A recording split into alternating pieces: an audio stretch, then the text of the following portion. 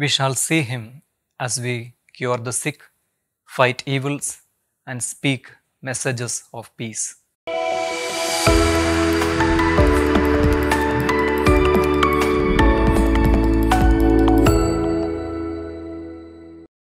Think of a night when we were sick, perhaps a night we struggled with pain. How much we may have longed to see the light of the day. Everyone has the burden of ourselves, the weight of our own lives.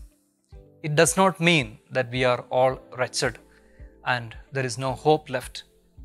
We weep and cry not just because we are thirsty and hungry, but because we are not able to drink the wholeness of life in its fullness. This is what we bear within ourselves.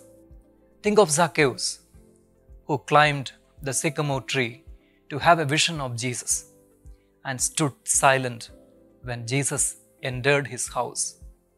See Matthew being desperate at the tax booth and left everything at the very call of Jesus.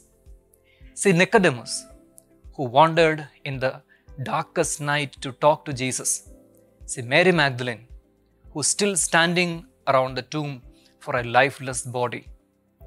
Look at John the Baptist, who in the darkness of the prison sought to confirm the true light of Christ.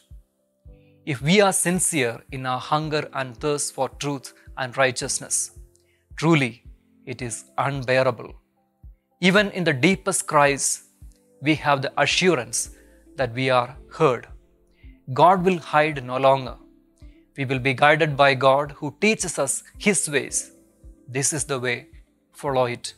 As we hear His voice in response to our cries, as we hear His voice even within our cries, we are also given a word to sustain the weary. Can we look into ourselves and to the life of others and see the rich harvest? God's eyes see the harvest even before sowing, a harvest full of corn. The laborers are to care for them who are harassed and are dejected, that they may not be abandoned but may be gathered for a great produce. Christ has been guiding us even when He gave us the bread of suffering and the water of distress. Towards those moments, we become Himself. Not only we, the whole creation. The end moment is not about finishing, but about Christ being born in us through constant guidance given for our inmost cries and longing. The whole purpose and model of our becoming is the Messiah we wait for. Where is He?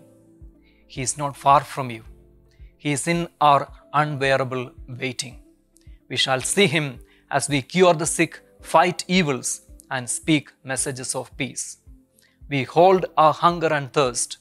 We weep and cry until the Messiah is manifested in us and others.